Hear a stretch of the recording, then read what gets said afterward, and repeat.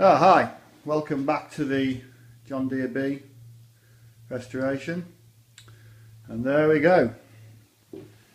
In the last video I talked about putting the crankshaft in, and lo and behold, we've got it in.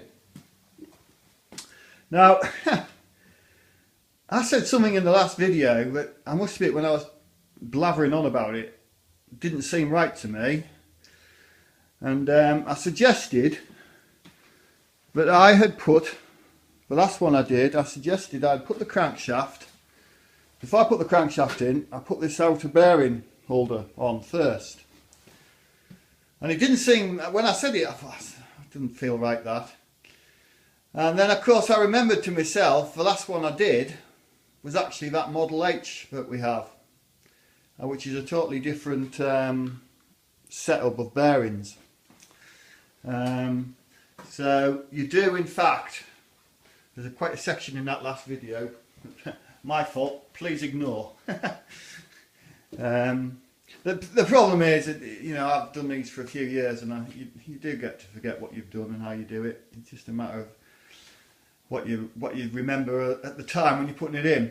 So in fact you do have to put the crankshaft obviously in that way, lay it in the bottom of those big holes, and then lift it up into these housings, and one on the other side, and set it in the bearings, as it says in the book. As it says in the book. So yeah, so we've got it in. It's gone in quite well. It is very nice and smooth. In the end, when I've shimmed it up, I'll come back over here, I did actually take a shim out of each pack, 3 thou. The other thing I remembered was, the last one I did, I didn't use the dial gauge to check for the bearing clearances in here. I used my feeler gauges. I have a set of quality feeler gauges somewhere. And what you do is that these feeler gauges are in, if I can get them opened up, finger out the lens as well. These feeler gauges are in, go up in 1 thou increments. And what I do is I gently push the smallest one in first into between the gap and the crankshaft, between the bearing and the crankshaft. And I keep going until you can't get one in. Now these measured initially up to 5 thou, so I could get a 5/1000 of an inch feeler gauge blade in there.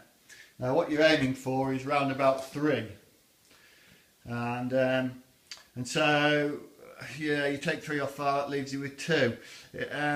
You know, the big old engines, I know they can probably stand a big clearance for oil, but I thought I'll bite the bullet, and I've took a shim out of each side.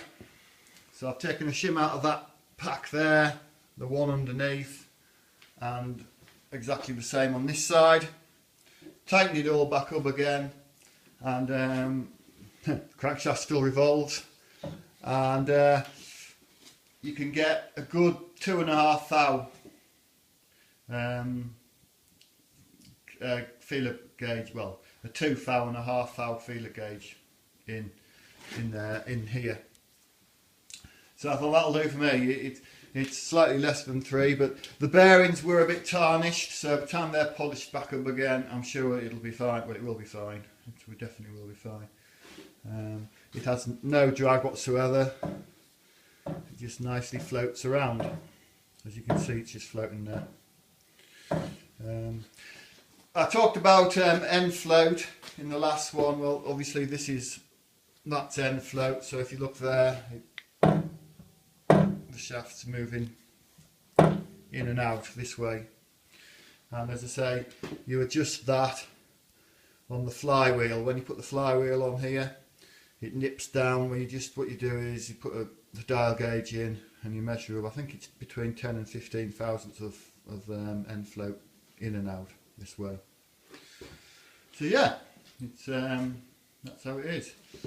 I've got the oil lines in, one there.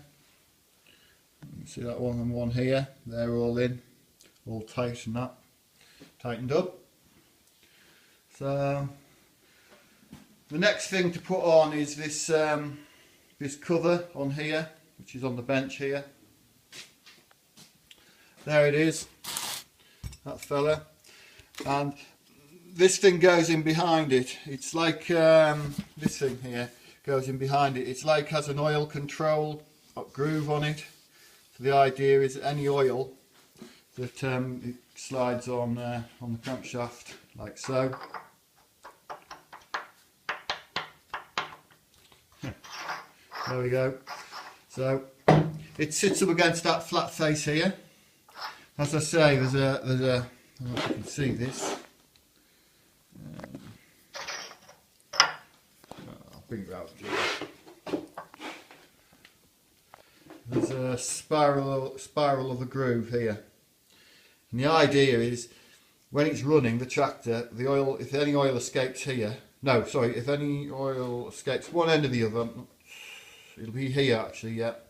It squirrels it back out into this, it squirrels it back out into this housing and back into the crankcase, because they don't have any such form of oil seal. There is a cork gasket goes inside here, but it's more of a dust seal come anything else really, just to keep any muck out.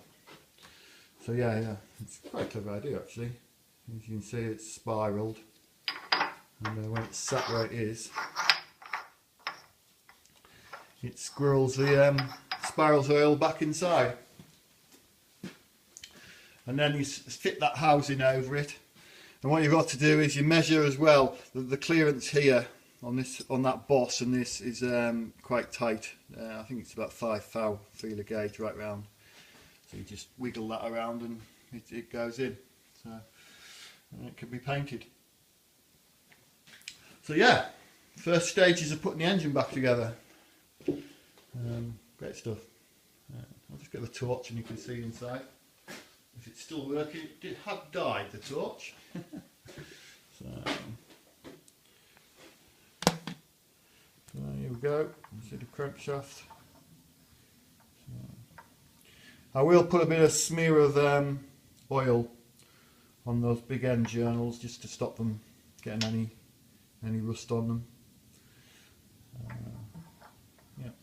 So, as you can see, what I was saying about things running very tight, you can see there when that web comes past the oil relief, pressure relief valve there, it's only 1/4 of an inch clearance, if that. So things do run very tight. Anyway, I've rambled on enough. Just get sorry about that misleading thing in the last video. Don't know what I was on.